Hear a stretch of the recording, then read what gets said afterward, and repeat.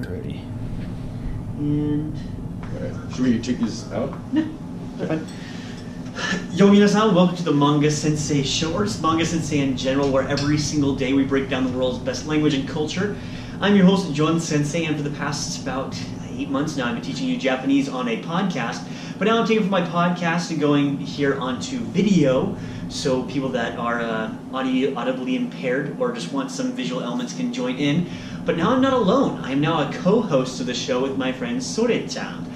Exactly, and basically, yeah, I've been around. He's been around for a little while. A little bit more behind the scenes, working on the grammar dictionary, working on some of the other stuff that's been going on, managing some stuff, co-founder of Manga Sensei. But yeah, now I am emerging and finally coming to you guys to help share my knowledge of Japanese culture and whatever else I can share with you guys. John is my number 2. Because I'm technically number 1, so he's number 2, but he probably should be number 1. Because he's, everything from the dictionary, well, he's been key to getting all of that coming out. He's been on the podcast once before. He's helped figure out everything from technical parts of the website to helping get everything organized on the blog. You'll hopefully be seeing some of his fun blog stuff coming out soon with your name actually on it instead of just being a ghostwriter. Exactly. Hopefully. that would be good. We'll see what happens though. But yeah, check out the blogs and everything because we basically have articles coming out from I'm doing some stuff, and John Sensei doing some stuff, and then we have Jessica, one of our content writers, doing some stuff for us, and she's really funny, so she got her stuff as well. You'll have to check out that stuff as well. If one of the ones we'll be releasing here in the next week or so is I think you'll like it. I'll just kind of leave it there. But you go check out manga-sensei.com. You can check out all sorts of learning language materials, free 30-day challenge, as well as you can also read and learn Japanese through comic books, because we do that now. Exactly. So yeah, check that out. But without further ado, why don't we get into today's show? What have you been up to this week? What's been going on? This week, mostly reading, doing a lot of reading. Oh, by the way, tea of the day. We're going to be doing a tea of the week because we drink a lot of tea, being Japanophiles. That's technically a word, isn't it? I think so. Yeah, if not, we're making things up. We're making things up. We just sound really kind of sketch now. That'll happen sometimes. We just make things up. But the tea of the day is what? What do we have today, John? Yeah, so today I believe it's cinnamon hibiscus herbal tea, which is delicious, and we have whipped honey going in it. Oh, tremendous! Try it out, guys. So if you'd like to get some good tea, we definitely recommend the cinnamon and hibiscus. Very yummy. Good choice today. Yeah. Good choice. Yeah. But mostly this week I've been reading Good to Great. Yeah. It's a business book. Manga Sensei is in some sense of the word of business, though we mostly just kind of give everything we're doing out free for the most part right now. Yeah, exactly. But I've been reading a lot, but this week has been pretty still just between working here and then I have another job that I do on the side while here during the summertime, so nothing crazy. But how about you, John? What are you doing this week? Yeah, so basically, mainly getting into the swing of things for the summer after the semester and everything. Let's see. Nothing too crazy so far. Tomorrow I'm going to talk to a professor about, he thinks that one of my articles. Yeah, he said that one of my term paper was good enough that he thinks it can be published, and like it probably isn't, so like don't hold me to this. But he wants to talk to me about it, see if we can get it published somewhere. But if it comes out, I'll let you guys know. But yeah. Yeah, so John is not only a good writer, as you've seen if you looked over the dictionary and all, you make sure everything looks good on there. Yeah. But we're both big literary nuts. Yeah. So we're always reading something, like I'm reading Good to Great this week, and after reading Reach Men in Babylon, and then I'm reading some of the books that you've given me for the summer. We both have a large list. 15 books this month. 15 books is the goal for the summer. Yeah. So if we can get 15 books done this summer, there's a couple in Japanese, most of them in English this time around. Yeah. I don't have any in Korean this time around. Okay. I had one last year that I read, which was pretty good. Yeah. About Korean startups, which I really like. Okay, interesting. But mostly Japanese this year. I do and they're none of them are on business this time around. Yeah. Which is kind of interesting. All my business books this year are in English. Okay. So what books are the Japanese ones then? So the Japanese books that I have, no, I couldn't quite tell you off the top of my head. It's on the bottom of my list this year. Just because I have some bigger books, especially more books that you're sending me this year. Yeah. But I will write them in the show notes if you really, really want to know. Exactly.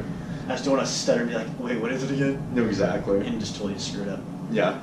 So basically, the other things, let's see. Besides that, longboarding. So we both like longboarding. Yes. But I like to think that I like to longboard, and I feel like this is one of the few things that you You do well. it right. I do it right. Well, it's Okay, right. okay. I do it right. So basically, take my longboard here, right? Land yacht's very good. Oh yeah, love it. And basically go up Provo Canyon. And Provo Canyon, we go up pretty far up there. And it's about a 40-minute ride down the entire hill, right? That's and so, but it's really casual ride. So if you're going down the daytime, it kind of gets a little boring. Like it's beautiful, but it's boring. I don't know. I like a little more speed. Yeah. So I like being out, like, for myself. Yeah. I go down the hill and going in daytime, at least for me, it's nice if you just want to carve and just go with some friends and shoot each other with Nerf guns or something. Yeah, but I don't know. For me, it's you don't feel the excitement of going down the hill. So because you can jump off and run faster than you're going, like just about any point in the hill. Yeah. So Except maybe at the very, very beginning. yeah, okay, it can get a little bit. That one place, yeah. But yeah, so basically we go down at night, and whether it's by moonlight or we sometimes take flashlights if it's too dark outside, we start going down and we have these Bluetooth speakers, these Waveboom Bluetooth speakers that we have hooked up to multiple people, and just playing music while we're going down. We have these it's like this little rave ball thing that we go and it lights up the entire tunnel of trees. It's beautiful. And so did that this last week.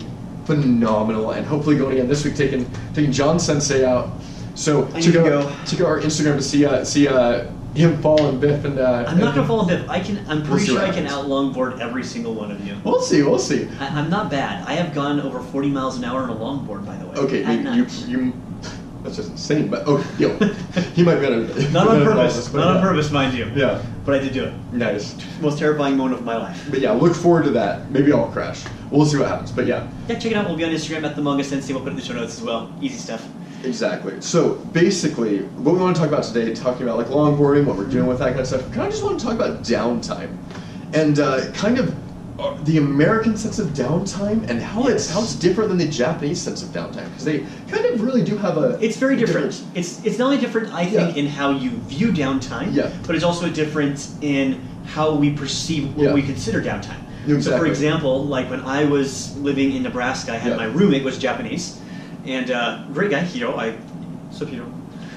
He's in Guam somewhere right now, flying an airplane. Yeah. But his idea of downtime was him and his buddy would come over, Shun, and he would Sho, and he'd come over and they'd just sit down and watch basketball, maybe, or just Japanese TV, NHK or something, and then they just drink, and that was about it. Yeah. It was really chill. Didn't really do much. Just kind of. Nothing against up their nose or anything, like that's cool for them, but that's what they would normally do. Exactly. Yeah. And well, I'll say it, I do have some downtime. Like Americans do like to chill. We like to chill. We like to watch Netflix. We like to do that kind of stuff. Netflix and chill is a thing. Exactly. But that's one of the great downtimes. But basically, the big difference is we kind of have this idea of playtime. We like to go do activities, and this is again generalized, but. There's longboarding. We like to go out to go kayaking. We go boating. We got to travel. Hiking. Have to go on road trips. Camping. There's this sense of play that we like to go do activities a lot more. There's a sense of actual action in the thing. Exactly. So when I go hang out with my friends, sometimes you go out to the Japanese, we'll go out and play soccer, for example. Exactly. That's completely normal.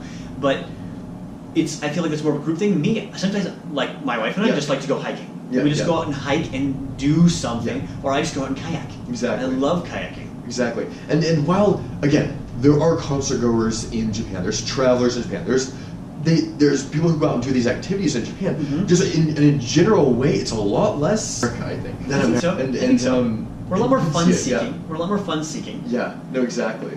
How many VR places do we have popping up in Utah right now? We have a ton of VR places, but random escape houses. We want to go out and do activities. Yeah. A lot more than I think, at least in the group of friends that we're around, that want to go out and do something rather than just sit inside and chill. It's usually sit inside and chill before we've done something. Yeah. And while they don't, in Japan, you don't sit and chill inside someone's house usually.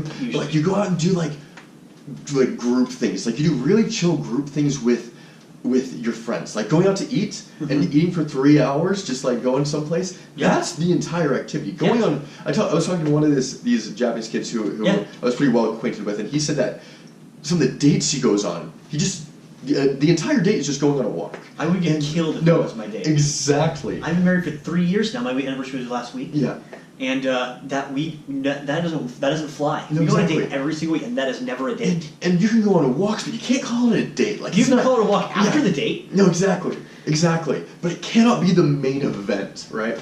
And so there's that. There's karaoke. It's a group getting in, just kind of chilling, just kind of singing all around this table area. There's a lot of situations like bowling, those kind of things, where it turns into kind of a communal bonding kind of situation, where just conversation.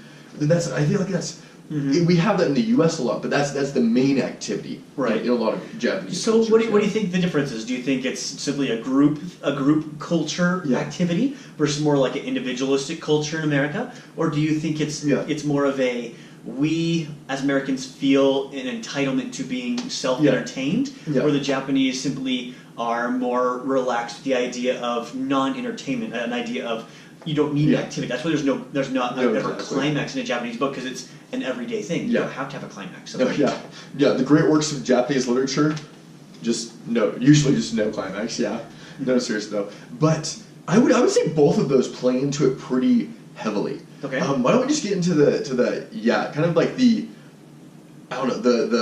individual kind of situation of it, like in America we do have that kind of individual sense of entertainment. Like we go and do our own thing. We do that.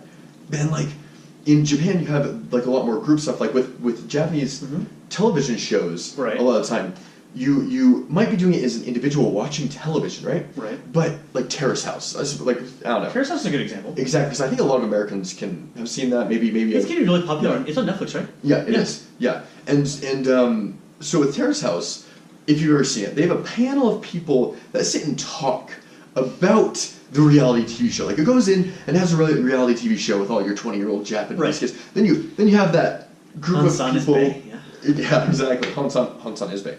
But you back out into like your panel of people who just talk about the situations and maybe crack jokes, just discuss it. But we kind of just don't have that as much for reality TV shows with. We don't watch people watching things. It's not that meta. Exactly. Yeah. Exactly. And so, but this isn't just with Terrace House. This isn't like a new thing. It's not. With their news, with different things that they go onto with like comedy. It's a lot of the time a group of people talking and reacting to the stuff, the other comedy, the real event that's happening. But it makes it a communal gesture when you watch it in such a fashion. Yeah. It's true. I think it's more of a communal gesture. But so what does that say about people? Is there then a stigma against people, do you think, against Japanese people who do activities by themselves? That's hard to say personally. I can't say that like if you were to go on hiking a lot, that would be a stigmatizing. Like I don't know personally if I found that. However, it's dangerous to go by yourself. Do not camp by yourself unless you know what you're doing. Those bees are dangerous and you will die. Yeah. I have been chased by one. Have I ever told you that? Dude. I have been chased by one. Yeah. Just a side note, whenever a bee comes in, like I've seen near the train station, there's a bee coming in, and the train stations are just packed. Yeah. Everyone just ducked and just got to the ground. Like these things are basically little like flying tanks of murder. Like, you do not mess with the bees in Japan. No. Yeah. They'll especially in the kill forest, there are tons of them. No, I was in the Inaka of Japan. I was in Nagano Prefecture, up in the boonies. If anyone knows where Inashi is, down below Tatsuno, look it up. It's tiny. I think there's like 1,600 people that live in the town of Ina, 16,000 maybe. Yeah. It's a mura of all things. I was up in the boonies, riding my bike. We were just riding mountain bikes up in the area. We stopped because we saw a bamboo forest with a trail through it. So we're like, sure, let's put our bikes up, walked in there, locked our little mama chatties, went up there. It wasn't mama chatty, but you get the idea. Yeah. Went up through there. We heard a buzzing sound, didn't think, looked behind us. The thing was the size of my thumb. No, they're huge and they're terrifying. It's not good, yeah. No, we ran for our lives. And unfortunately, my roommate, who I was living with at the time, he was a freaking football player from America. Yeah. So he just booked it and was like, sort of like the joke they tell with like, I only have to outrun you. Exactly. Story. I was the guy who was left behind. There you go. Well, it's a good thing that you survived. I did. Yeah. No, yeah. But yeah, that's pretty crazy. Anyway, so going back to the whole thing. So, there's like the hikikomori thing that's probably more stigmatized, but that's I'd say that's a different situation. But you just kind of don't do it as much. I mean, you have personal things that you do in Japan for activities and whatever, but you don't do the kind of play and downtime as much. I don't think. At least in the experience that we've had. This might be super generalized. However, this is our experience so far. Yeah. It's also that, but I also think if you're going to do personal things, then it's going to be more of a at least in my experience, if you're going to do personal things, it's going to be like things you do at home. Yeah. You play video games by yourself. Exactly, that's true. Yeah. And things like that. Yeah. We're going to take. I'm going to fix the computer here. I can edit that out. Don't worry. Yeah. Okay. Bugs, you deal with them. Yeah, exactly. But no, I think there's personal things that you do at your house. Yeah. Like video games, completely personal activity. I don't know a lot of. I know like Japanese guys play video games, and it's communal sometimes. But that's just how some games are. And that's and like if it's online, that's one thing. But you don't. Yes. Honestly, you don't really have company over that much in Japan, in my experience. I don't know. I felt like I had plenty of company. When I went, or I was invited over plenty. Well, I feel like it depends on the situation, but generally speaking, like a lot of people go out to do activities. That's true. So like you don't have people coming over. Small houses. And that's exactly why, yeah. And so and like a lot of the apartments are people kind of consider their personal space. It's not the most well kept a lot of time. I'd say because you have your food. It depends on the person. Japanese minimalism is an amazing thing that I'm really into. Yeah. You can't tell all the plants behind me, but everything else in this house we're trying to cut down to minimalism as soon as we can. Yeah.